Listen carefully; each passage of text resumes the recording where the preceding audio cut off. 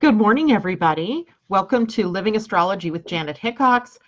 Grab your cup of coffee or your tea, sit back and relax, and let's chat about what is happening up in the stars above. And today, there isn't much going on.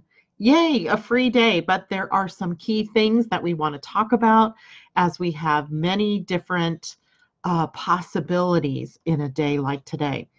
If you looked at the title of the show, I don't know what you guys actually see because I don't get notified that I'm going live. I wonder why. They must figure I know that I'm going live. So I don't see whether you guys get the title of the show or not. But today I titled it, What Will You Do with Your Free Day? Because today is a free day. It's a free day, as in every morning I come on here and I'm talking to you about what is going on with the moon. First of all, primarily the moon, right? It's the one thing that we see on a daily basis. That's face is always changing, or its size is changing. Its position in the sky is changing. The amount of light it brings to us is changing. And so the moon is something very logical for us to talk about on a daily basis. Well, right now, when we see a preponderance of planets in a very small area of a chart, and when, look at this chart, right? We have all of these planets right here. And then there's another couple of things over here, literally almost nothing on the other side, just the north node and the vertex or halfway point of the chart. When we see that, the one thing that you have to think about is that the moon is likely going to come into days where it doesn't touch anything, where there are no new contacts that it's making with other planets, followed by days where there's a lot going on, right? So that we have a day like today where there's nothing going on, basically because no new contacts, right? It's made all the contacts it can make right now. It's in what we call the void, or the void of course. And so you might often see that abbreviated as VOC. So VOC, void of course, means the moon is not making any new contacts to any other planets in the foreseeable future, or the time bracketed by the VOC. So we went into VOC, let's see, it was last night, my time, 9:01 p.m. And so not much, happens around that. For you all on the East Coast, excuse me, no, we went into the void yesterday. Hold on, it wasn't, that's when it ends for me tonight. We went into the void on the 20th at, what time does that say? 8:46 p.m. 8:46 p.m. So I was close. So right around that time, the moon stops making any new contacts, and then it sits in sort of a void space until it next comes into a new contact. Now, of course, it's still moving through the sky. It's still shining its light. But what we're left with during this period of time is the energy of the last contact it made, which was the square to Neptune. So we were left with a lot of potential for spiritual awareness, for spiritual energy. Maybe you guys had some fantastical dreams last night, or some weird dreams. I did. My husband had a visitation last night from his dead father. His father died in 1976, and suddenly he appears in a dream to my husband last night. So things like that happen during a void of course moon, but also happen during the time when the moon is holding on to a planet like Neptune for an extended period of time. So I thought, then of course the void doesn't end today until 9:01 p.m. my time tonight, or 12:01 a.m. for those of you on the East Coast of the United States. For those of you in Europe, it'll be early, tomorrow morning, closer to dawn, actually.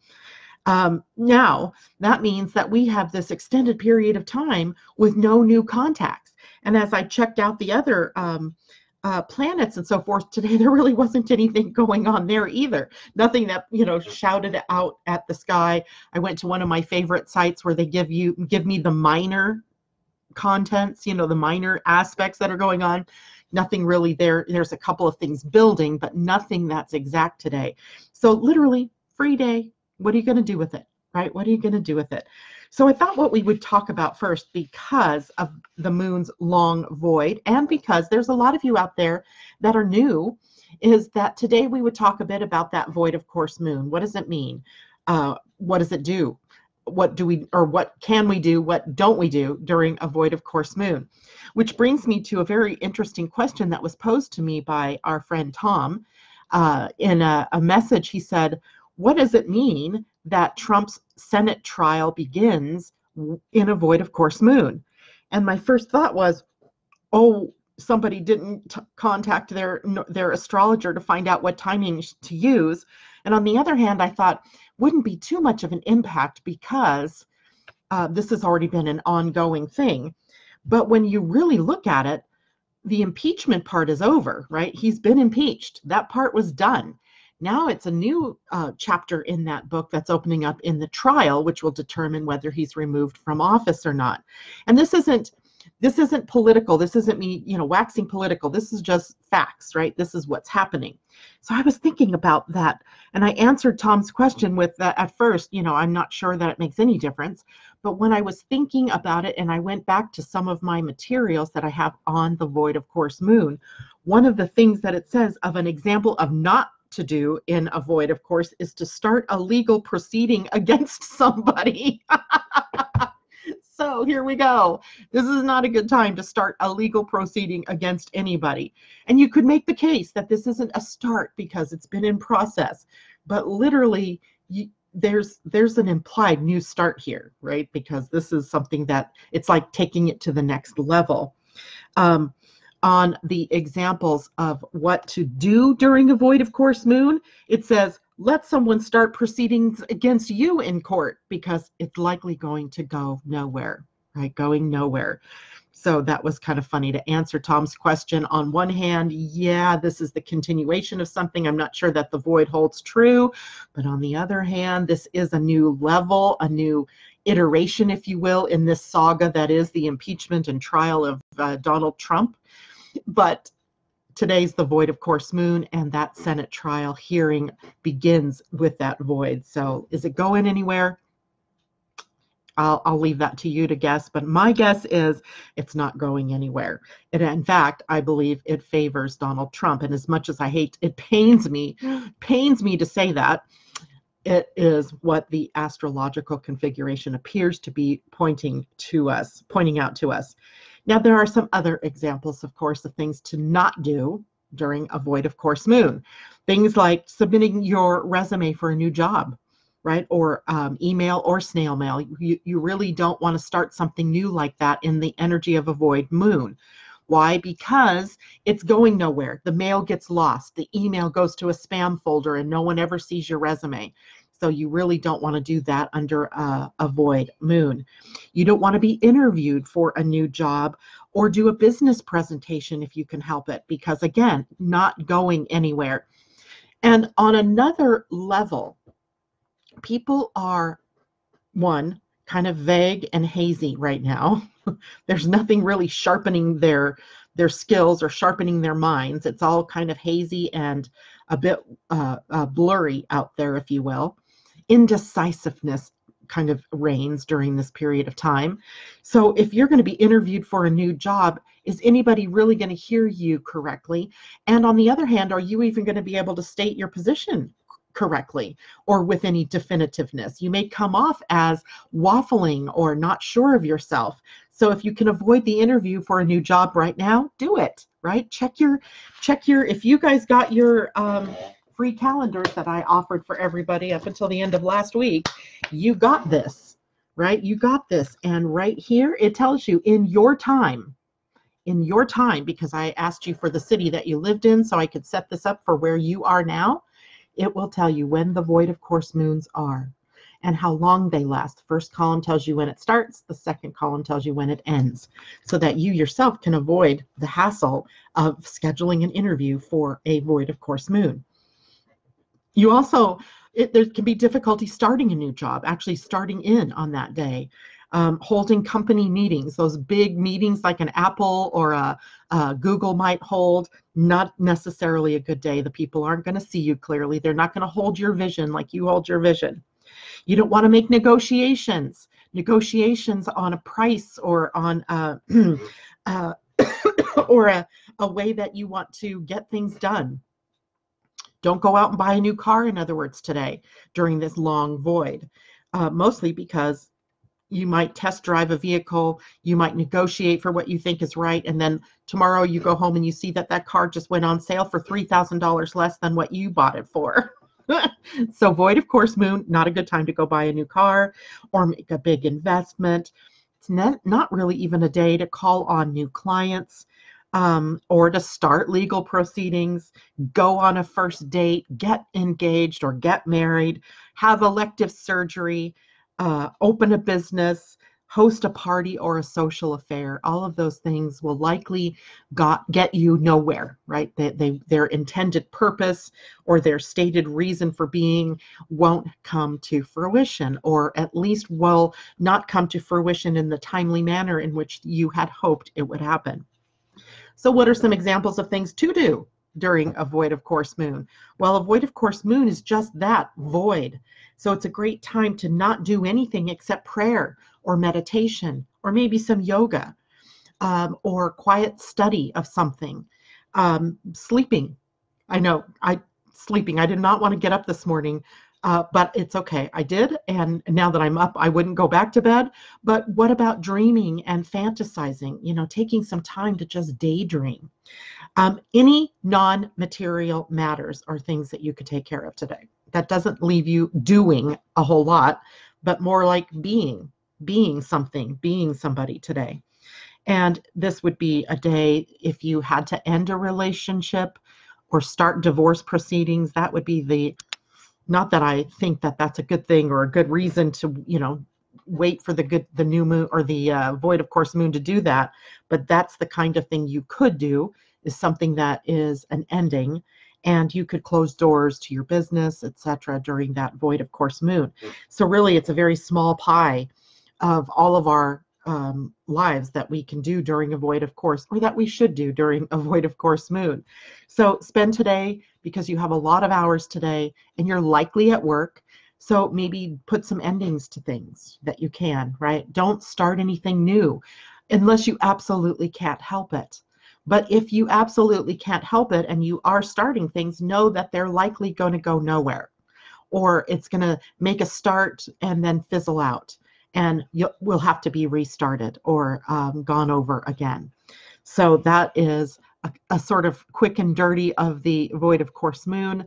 And the long-term void of course moon then gives us like a difficulty in our very production-oriented society, because today's not a day to really get anything done. So you're going to have a lot of people trying to get things done and going nowhere, which is going to lead to frustration. Could be anger, could be conflict. Hopefully there's no real conflict-oriented transits today.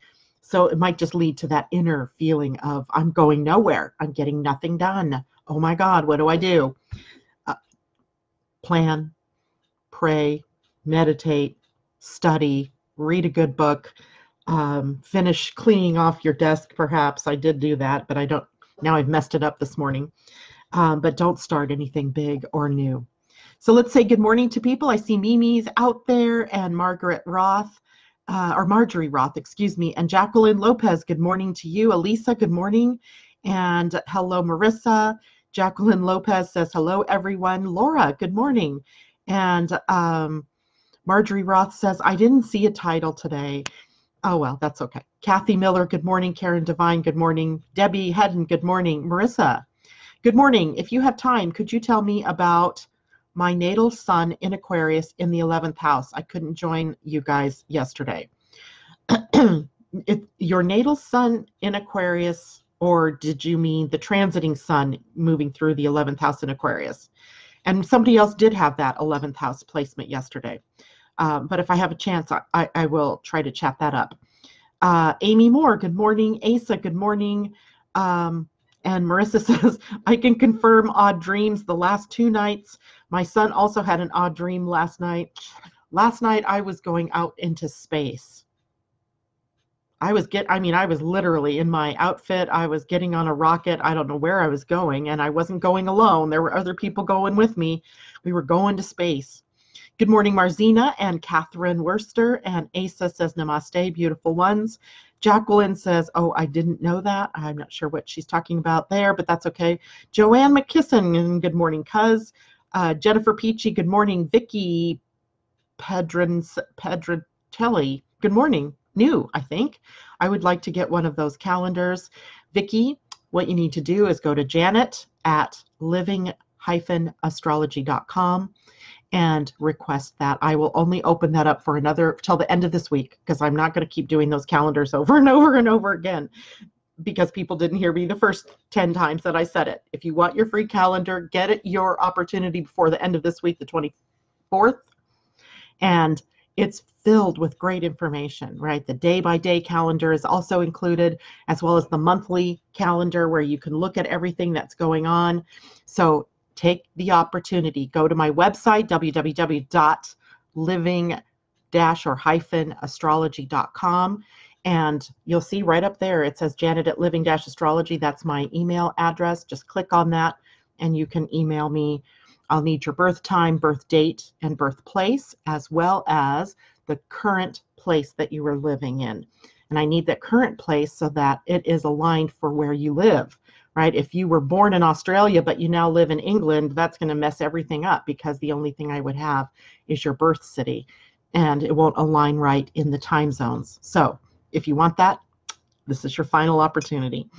Colleen, good morning. Linda Marie has joined us. Good morning. Okay, so I also want to talk about a couple of transits that are building. One is a particularly difficult one because it's building in the same time as the void of course moon, and that is the sun, the giver of life and light on this planet, in a semi-square to the planet Neptune. A semi-square is a relationship that is sort of tension-filled. It is a 45-degree angle between the planets. So the relationship is tension, anxiety maybe. It is difficult energy that feels more, that we feel more on the inner planes.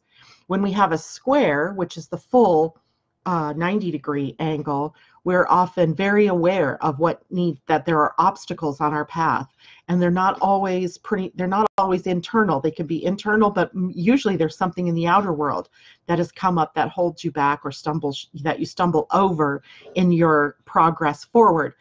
The semi-square, though, is less obvious, so it may be something more on your internal working that you're having difficulty with. It could be in your mind, it could be in your belief system, it could be old patterns trying to assert themselves, things that you thought you were done with in your life and they come back at you. That's a semi-square. And the one that we're building here to Neptune creates indecision. And I know this because this is happening to me as I'm trying to decide how best to go forward in talking about human design for this year. And it also puts a pressure low in our willpower, meaning we have this will to move forward or to do something, but when the sun semi-squares semi-squares Neptune, our willpower seems to evaporate, right? Our ability to persevere or endure is gone. We also lose focus very easily in what we're talking about or in what we want to do. Temporarily, our goals seem to be just out of sight. It's like that, you set the goal or a New Year's resolution to get something done, and then a day like today comes along, or a day that's building up to this, and it's like, what diet? Right? I'm going to eat those cookies.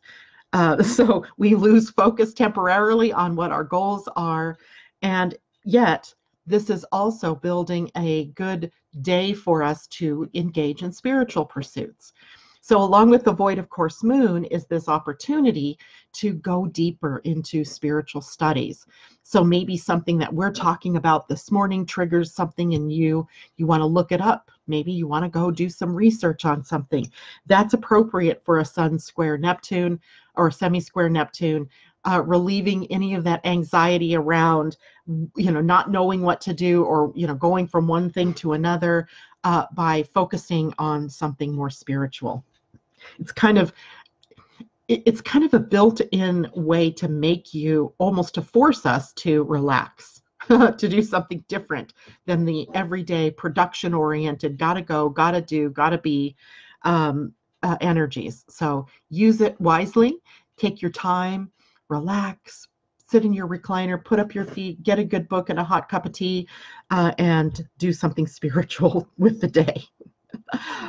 Today, in the Pleiadian-Earth energy, it's also mirroring this sort of low energy, being in the moment kind of energy, in that today is for remembering. The number 4 is the universal energy of the day. So no matter what life form you are, no matter what planet you might be on, this is an energy of 4. It's a foundation energy. It brings us to almost a stopping point, a stillness point, if you will. It's a foundational energy that creates stability.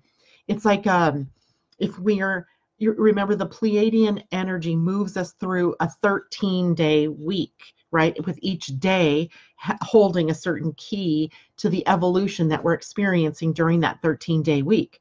And every so often through that 13 days, we come to a point of integration, almost a slowdown point, so that we have the time, we have the ability to sort of integrate everything.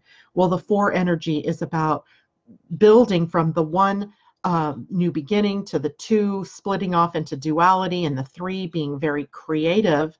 And now we come to the 4, which holds us to creating a new stable foundation of those new energies. So today's about stabilizing, creating a foundation, or setting that foundation, and allowing yourself to sort of rest before you build onto what comes next. Because what right after the 4 comes the energy of 5, which is the change energy, and then we go into flow, and then we go to it, and then we get to another sort of integrative spot. So the earth energy of the day is remembering, which in the Mayan calendar was Manique. And Manique was represented by the hand, kind of a hand that was sort of in grasping, like looks like it's going to grasp something, kind of curved, like your hand reaching out. Sometimes it was also a deer. So the energy of Manique is about awakening to the memory of who we are. And how can we awake to the memory of who we are if we're not ready to surrender all of the things that we think we are, or all of the limitations that we think we have, all of the things that we think we are versus what we aren't. So today is a day then where we are really looking at surrender versus power and control. And that a hand reaching out, grasping, if you just look at the symbology of the hieroglyph from the Mayan calendar, we see that you have a couple of different things that can be going on with a hand that's reaching out. If you are in surrender, then the reaching hand is reaching out for connection, right? To offer support, perhaps. It's reaching a new understanding, perhaps, like the, aha, I got it. So on the other hand, the more negative energy, the more likely expression of it for a lot of us is about the power and control issues that we have, where the hand is reaching out, it's clutching, or it's gripping something, or it's grabbing onto something, or it's seizing something, right? So we have this need in a day like today to surrender to all of the possibilities that exist outside the limitation of your mind, or your mind's limited understanding of what is and what could be, what's real, what's unreal. And we tend to think of real as what I can, that my senses can pick up, forgetting that we have this 6th sense that takes us into territory of the unseen realm. That is also part of our reality, is also reachable by us, that we just tend to ignore in favor of the physical. So when you see a lot people that are using logic all the time, right? Logic is often wanting proof, right? Logic leads us to find the proof that ghosts exist, or that extraterrestrials exist, or that Bigfoot exists, that the facts are unclear, right? So here we have to surrender to possibilities and not the actualities of things. Because even looking at something solid, right? Looking at a solid phone or a solid desk, your solid human body, it's only the illusion of solidness, right? It's made up of mostly space, mostly empty space. right? Because it's made up of molecules, and those molecules are tighter together in more solid objects and looser in things like water, things that flow.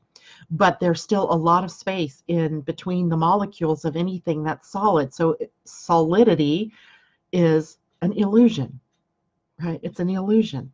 And it boggles the mind when you want to think that way, but it's so true, right? So we have to surrender to the possibilities that exist when we let go, or we release, or we surrender the mind, right? And the mind's limited understanding of what's going on here. Good morning, Mary. Good morning, Monique. Good morning, Kristen. Bob Eden, hello. Jacqueline Lopez, would it be good to create a foundation at the same time of the VOC? Nope, nope, nope, nope, nope. Maybe create it on paper, maybe envision it, maybe, make a plan for what happens with it, but I would not set up a foundation during that, because it's too important, right? It's too important to set. And I mean, are you talking about a foundation like a business that's going to do something? Or are you saying of setting up of a foundation of something new that supports you personally? That would be a good question. If it's something new, and if it's something of major importance, then likely you want to wait until the void is over. But if it's about you looking at your life and going, okay, that's a weak link, that's a weak link, that's a very strong link, I'm going to strengthen this weak one, and I'm going to, do what I can to hold that strength there, that's kind of a different story, right? Okay, so that's an ongoing process. Okay, now, there was a question back here Marissa asked about the transiting. I'm pretty sure she was talking about the transiting sun moving through Aquarius in the 11th house. So transiting the sun transiting through Aquarius in your 11th house, it holds a lot of power, because the 11th house is the sign, or the house ruled by the sign Aquarius. So there's an affinity here. And when there's an affinity, when it's powerfully working together, then you have more ability to really focus in on the energies of that house. Well, that house is all about goals and dreams and vision. It's a very visionary place. It's also a very humanitarian house in your chart. It's where we combine our energies with other people, where we create our good works together, right? We can create networks of people, or groups, or our associations that we belong to. And here, when the sun moves through that part of your chart every year, it's the time that we call the power wish period. I didn't make that up, actually. That was, what is her name? Jan Spiller, in her book, I want to say it's called Spiritual Astrology. Yeah, Spiritual Astrology by Jan Spiller. She talks about the power wish period, or it might be the New Moon book too. But the power wish period happens for everybody when the sun is transiting across your 11th house. That's how powerful that house is, that it creates a power manifestation period, varies between lengths of time, anywhere from a couple of weeks to a month, and for some people a little longer than a month, of power manifesting. So it's a time where I warn people, be very careful about what you're focusing your thoughts on, because they're happening very quickly. And it is also a time where if you are focused on manifesting your dreams or your vision, then they are also more powerfully attuned and manifesting quicker. So whenever the sun moves through that house, it is your power wish period. Now, it doesn't all happen for everybody in Aquarius, by the way. So I know that might be your next questions, but that's not the case. So it's not happening for everybody, because, for example, in my own chart, when I look at where the 11th house is, that happens in Taurus to Gemini. So that time of the year is my power wish period. I have to very much meter my thoughts going on that time, because they're very creative. They have a lot of power behind the thought processing. If we look at this chart of today, and let me get a highlighter, that might help us. The chart of today, we look at that. If this was a person, the power wish period would begin when the sun was crossing through Sagittarius and move through the first few degrees of Capricorn. And so that would be the power wish period for this person. So whenever the sun is moving through the part of your chart that's at the 11th house, that is your power wish period. All right. How many questions do I have out there about that? And does that help you, Marissa? Does that answer your question? So what I would say for you is this is a time for you to really focus on what your mind is focusing on. Is it creating what you want or what you don't want? Because it's an equal opportunity manifester, right? The universe doesn't hear that I don't want this is different from I want this, right? It's what it's taking your focus, and it's taking that emotional energy that you have, that charge that you have on it, and creating from that. Diane Pegram, good morning. Bob says, my mind is just a tool that I use when I choose. Very good. And Vicky says, this is a good time to end a job, right? Yes. And I am leaving a job in a few weeks. When is a good time to search for a new one successfully? Anytime the moon is not in void, right? And again, you know, Vicky, you're new for us here, but we also look at human design astrology. Here's a human design chart. So it looks completely different from the round astrological chart.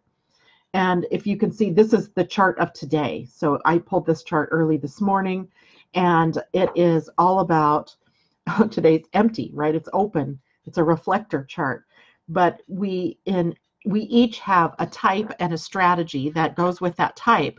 And with it is an authority that kind of guides our decision-making process.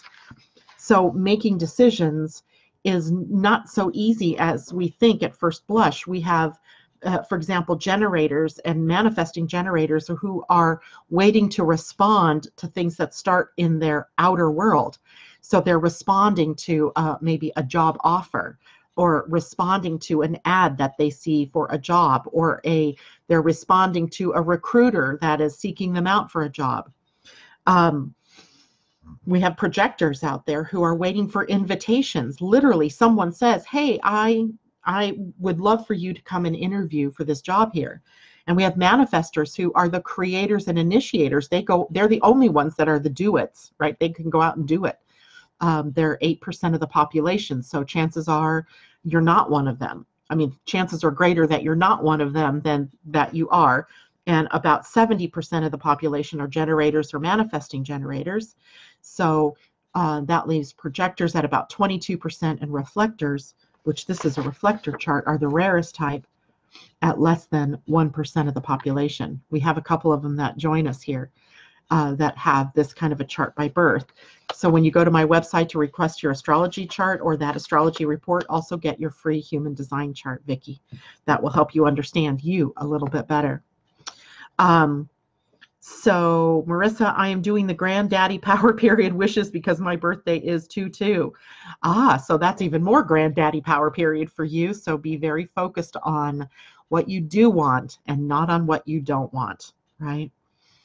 You can use, by the way, what you don't want as a very powerful contrast tool. So a while back, years ago, when I would do theta healing. Theta healing is a process where you access the unconscious or patterns from past lives to be able to help unlock the problems that are going on for people now in their current life, in their current situations. And people used to say things like, especially women, they would go, well, I don't want, they want a relationship, but I don't want this. I don't want a man who's abusive, or I don't want a lazy man, or whatever it was that they would tell me.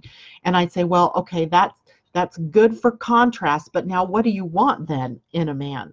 It's harder for us sometimes to nail down or drill down to what we want. But if you could start with what you don't want, that gives you a sort of idea of where to go next, right? If you want to say, I don't want to be financially burdened, that's more than I want financial freedom. And what does financial freedom mean to you? Then you're building on that in the positive direction. So contrast can help you get a little bit of clarity around what you really do want. But you don't want to be declaring to the universe, I don't want that, because you've got a lot of force and a lot of emotion behind that. And the universal energy doesn't hear that that's something you really don't want. It assumes, because you're focusing on that energy, that you do want more of that. So it's kind of upside down, but that's how it works. And you're welcome. Christopher Greco, what does my birthday mean? May 29th. Well, it means you're a Gemini. Gemini is a communicator and someone who is curious and follows their curiosity and has different ideas and is inspired by many different things, who's kind of a trickster character who likes to play and have fun. And that's about all I can tell you based on that, Christopher, because otherwise I would have to pull a chart. I would have to look at you because you're all of your energy, because there's so much more to you than just the sun's placement on May 29th. And you didn't give me a birth year, so I don't know, other pieces of information. I also need a birth time that drills it down so that it's specific to you. So when you read the newspaper astrology columns, they're really giving you the best that they can give, but for a broad number of people and not you so much personally. But May 29th, at least I know that you're a Gemini. And Bob Eden says, you create what you radiate, eh? Yeah, I love the way you talk. Yes, that works too. That's a great way to look at that, Bob. Okay, so any other questions about the power wish period, about the surrendering to possibilities, or the void of course moon? If you do, go ahead and comment down here. And I'm going to transition now to a new subject, a new topic, one of scientific interest, but also spiritual interest. And that is, we are fast approaching the human design new year. The new year in human design begins at the gate 41, which, if you look at a human design chart, is on the root center, which is the center for impulse or endurance, right? Starting something. And gate 41 is right there at the bottom corner. The very bottom right corner gate is the gate 41. And this morning I woke up thinking about, what does it mean to have a new year, right? So I said, I Googled this morning, why is the new year on January 1st? And literally there's no real good reason. There's no real good reason why we arbitrarily have set January 1 as the new year. There's no astronomical reason. There's no spiritual reason. The only thing that we can come up with is, if you look at it through a couple of different Christian religions, it was presumably the day that Jesus was circumcised, poor kid, and there we have a religious reason perhaps for it. But there is a preponderance of evidence out there for other New Years that are more in alignment with what's true, rather than the mechanical designation of January 1 as a new year. If we were looking at this through the eyes of the Mayans had many different calendars. Their calendar that is closest to our Gregorian calendar was called the Hab, and that's spelled H-A''AB. And the Hab calendar was really just a calendar for taxation and for agricultural purposes. It told them when to collect taxes from people. It told the people when it was that they owed money to the government. So it was very mechanical, and it was more financial than it was spiritual or had any real true meaning. And I think that's kind of how we can equate our Gregorian calendar, even though it's set up to be along the to have the number of days that it takes the Earth to go around the sun, which is about 366.25 days. That's why we have a leap year this year. It doesn't have any real meaning for us. I mean, we're arbitrarily saying we're going to choose, January 1, which isn't even the beginning of an astrological sign. It isn't the beginning of a movement that the sun or the Earth is making, or the moon for that matter. So it's sort of arbitrary. And in that arbitrary designation, as we celebrate that, it really has no true meaning for us. So, I mean, we may assign it a meaning, like it's New Year's Day, right? Or it's New Year's Eve. We're going to go party. We're going to celebrate. We're going to get drunk. We're going to set resolutions. We're going to have a New Year's Day party or a dinner. We're going to have family time. But it really, is there anything underneath that, right? Is there any other meaning beneath that holds any truth for us? And that's a question that I woke up thinking about this morning as we're looking at the beginning of the Human Design New Year, which actually has its beginnings on the 23rd of January. Now, Human Design, this is not arbitrary. This is not an arbitrary day, because I was thinking about that. Why the gate 41? Why? Why would the gate 41 be the arbitrary, gate that starts the human design new year? So I had to pull out some of my old, textbooks and things that I used when I was studying this, because I'd forgotten that the gate 41 in your genes, in your DNA, represents the start codon.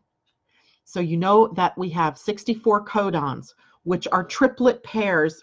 There wouldn't be a pair then. There are triplets of amino acids that code for traits in you as an individual. So we all have DNA, and we all have these codons in our DNA. And there's one codon that we consider a start codon.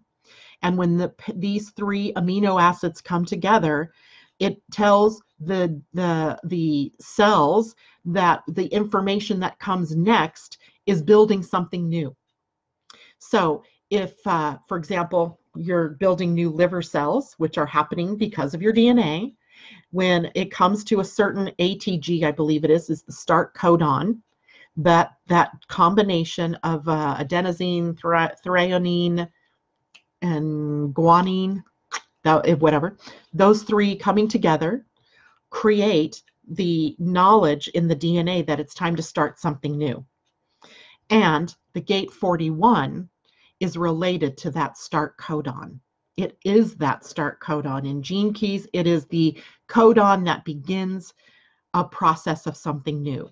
So truly, on a DNA level, which is, the very foundation of who you are, it's the mystery of who you are, it is the start codon for the entire beingness of who you are. So in this case, the beingness begins when the sun moves to gate 41, which it does on the 23rd of January.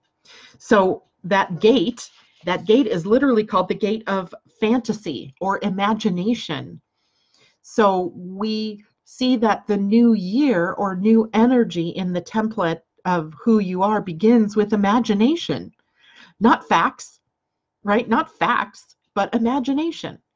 It begins with your ability to be creative and to see yourself as something other than what you are, to see beyond the truth of what you think as opposed to the real truth, right? And the real truth is, this is the gate that begins fantasy and imagination.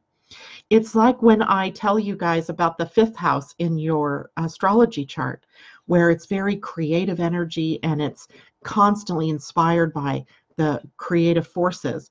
But those creative forces, if you don't take them and move them out into the 6th house, go nowhere. They stay locked up here in your mind.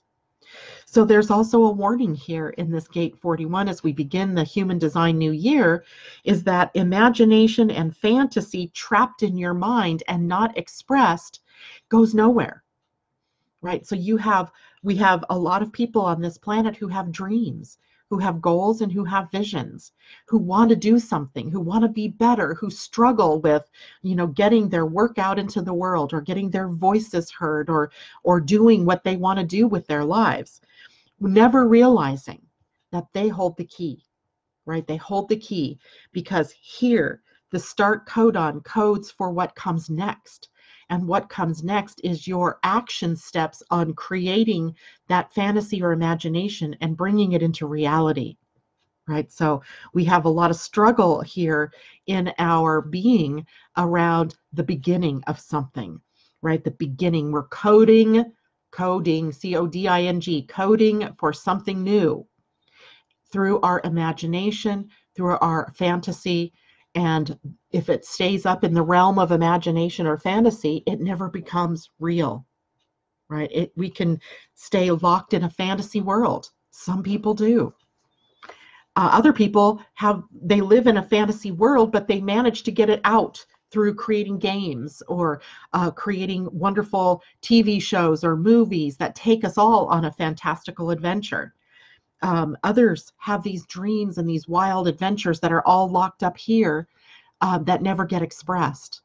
So in a way, the start codon here prompts us to go deeper, to do what comes next, right? Taking us on like a 5-day, I think there are 5 days in this in the week that begins on the 23rd for us to contemplate what's lying in our imagination.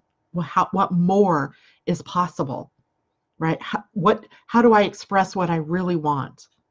Interesting that the gate 41 is the beginning of a channel that leads over to the gate 30 over here on the emotional center.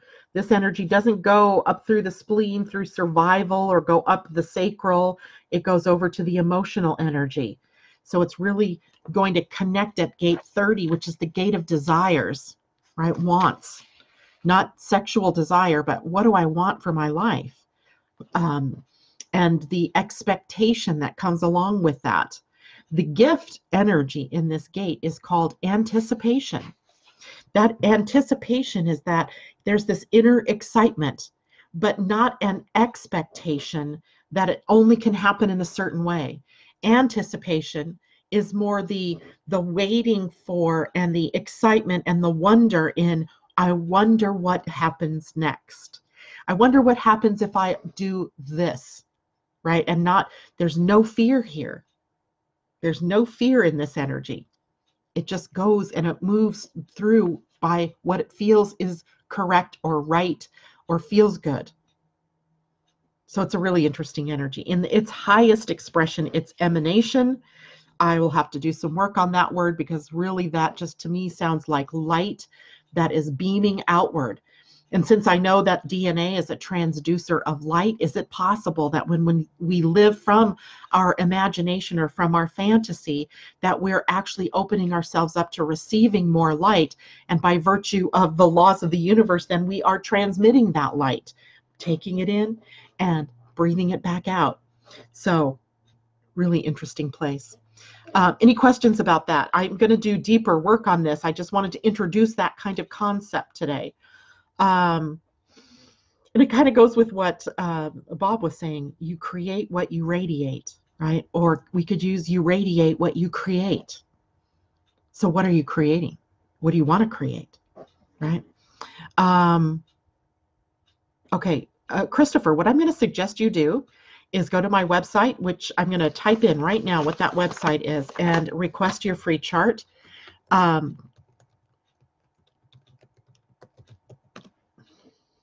Living Astrology, living-astrology.com. Request your free chart from me there, because then it's in writing and I won't forget about it, because it's hard for me to keep track of all of these people here in this chat. So that's the best way to do it. Living Astrology, learning to avoid want, don't, and can't has made a wonderful change in my life. Rewording to the positive. Focus is rewarding. Example, I don't want to be sick, changes to I'm always healthy. Exactly. Great, Mimi. And Marissa, my husband started gathering stuff for his resume for a new job offer last week, but finished and submitted it today. Whoa. Last night we focused our energy on the job in a positive way before the moon went void. I forgot to tell him to wait until tomorrow. What do I think? What do I think? What do I think?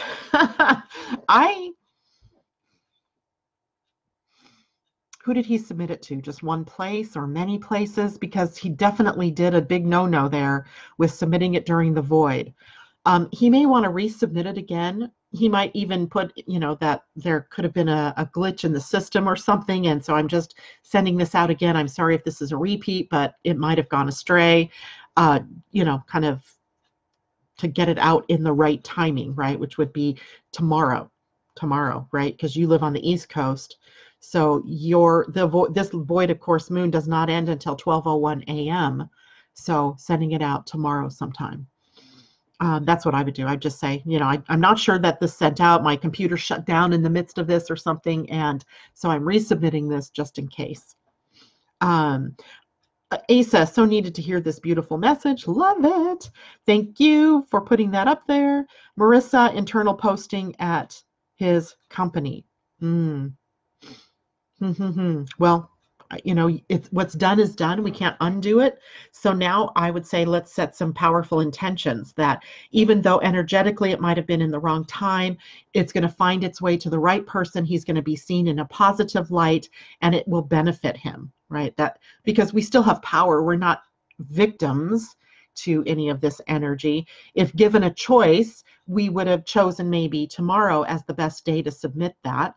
But it's done. What's done is done. So now we just put that intention out there with the best foot forward, right? That the best is and highest is going to happen. That for some reason that got sent before the void or during the void, and we just have to trust that that was the correct thing, right? So it's possible. It's possible that it was the best time for your husband, right? We don't want to. We don't know. We don't know.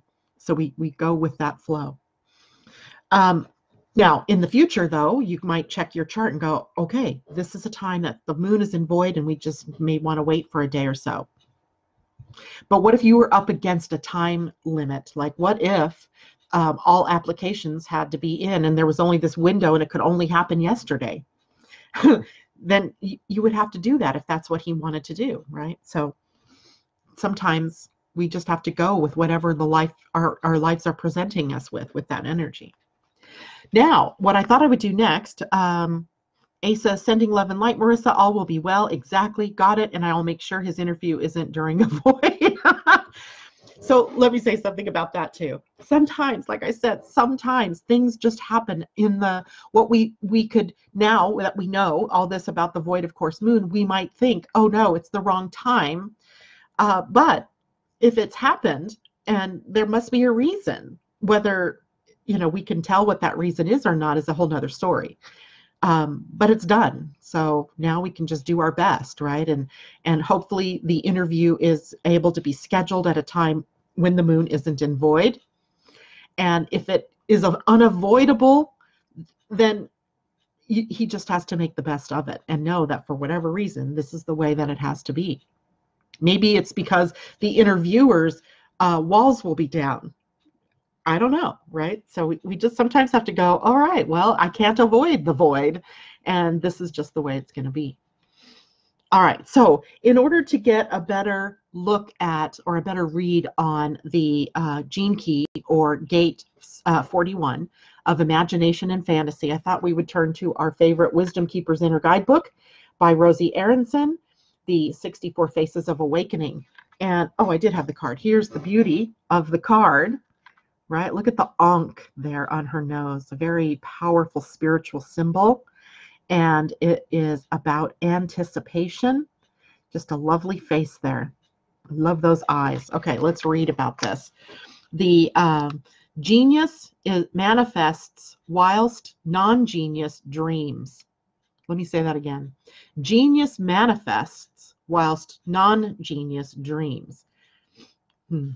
So here's the wisdom story. I grew up in an impoverished and drought-stricken village. My parents owned a small farm and were able to provide the villagers eggs, milk, and a listening ear.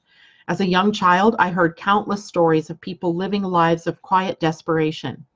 While most young girls dreamed of marrying and having children, I closed my eyes and imagined myself a priestess of the great temple, laying my hands upon the sick, using my psychic abilities to reunite people with their destinies, and bringing fertility back to the land.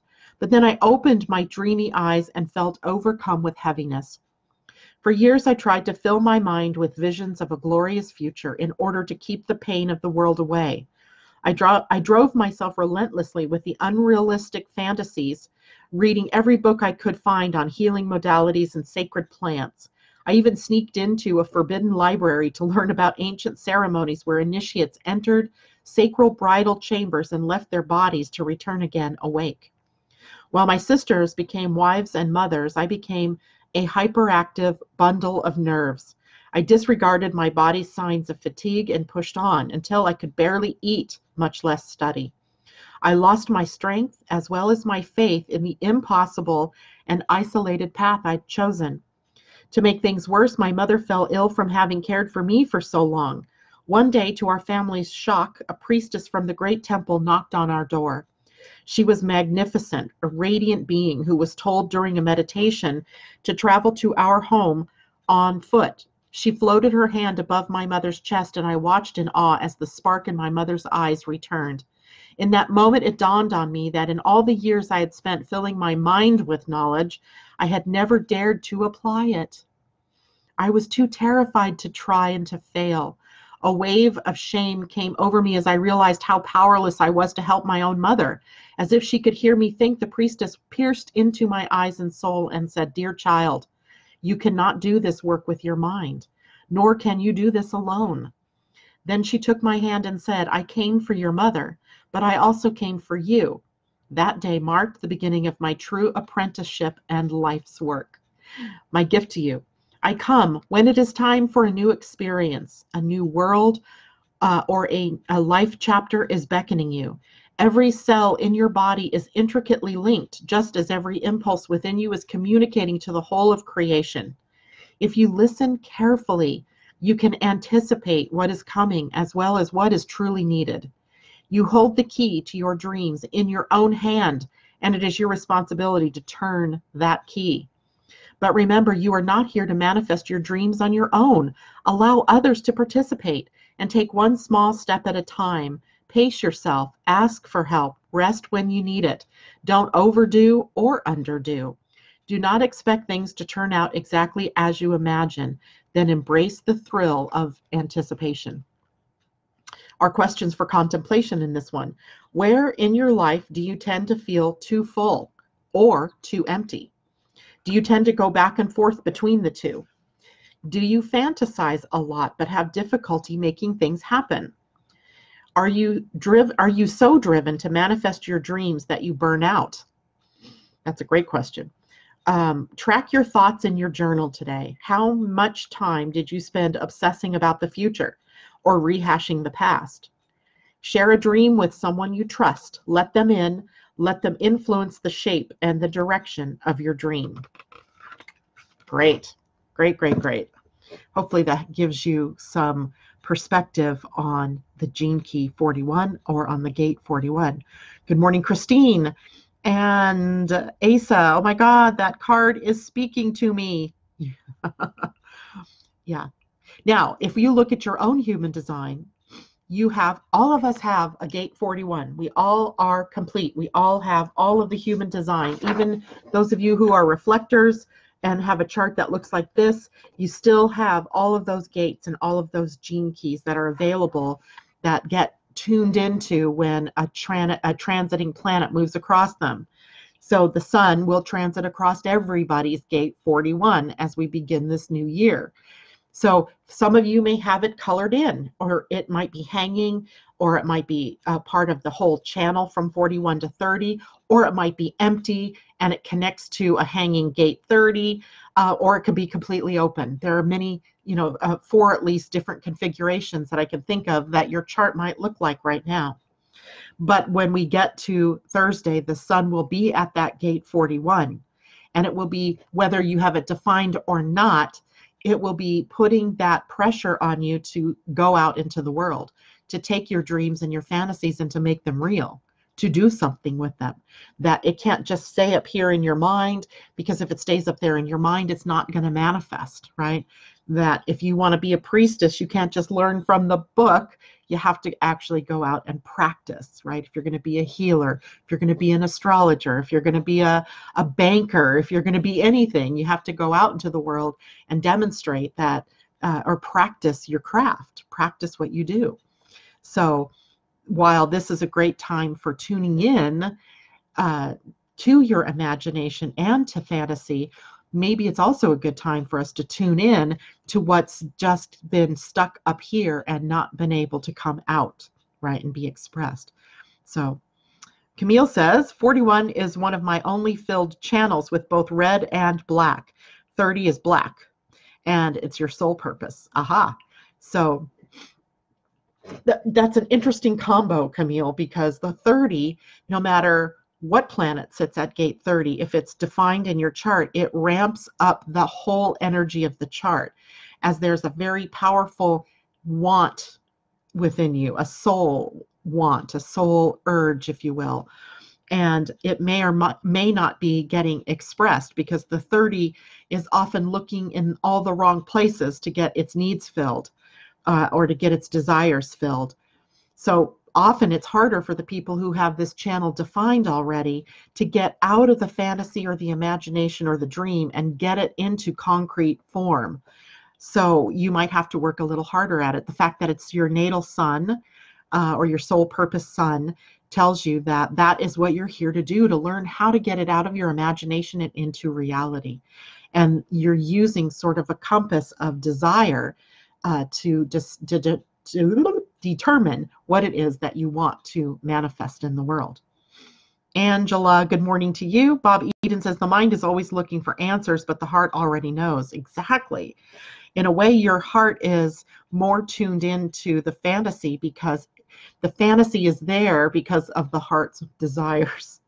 It's kind of twisted, right? Then the mind picks that up and the mind just runs around, never doing anything with it, which then causes that blockage within you, right? The 41 is a start codon. It wants to start something. And we'll take a look deeper at that as time goes on here. All right. Jacqueline says, I just have 41 filled up in red. So your life purpose is about learning how to use fantasy and imagination and to bring it from that realm into the real world, right? Thinking is the language of the mind, Bob says, and feeling is the language of the heart. That's very true. That's very true. All right. So I think I've given you a lot to chew on today. And I am going to, Marissa, right now, after I get done, I'm going to go put those questions for contemplation up on the page so I don't forget. And everybody can find those questions and journal it. And maybe tomorrow you might want to share what your dream is. What is your dream? What do you fantasize about? And let's keep it clean, please. What is in your imagination? In your wildest dreams, in your wildest imagination, what could be, right? I know that in mine, I live in a utopian world where we all take care of one another, where there is nobody suffering. It is an interesting utopia that I think I live in. I would love to live in a golden age of that kind of support for one another. But that's a bigger kind of imagining. What in my imagination could I manifest? Well, I could bring that to life in certain ways, right? So even those big visions and those big dreams can find a voice, can find a way to be expressed. So don't be afraid to dream big. All right, that's enough for me today. I will see you all tomorrow morning, 8 a.m. Pacific time, right here in Living Astrology. Take care.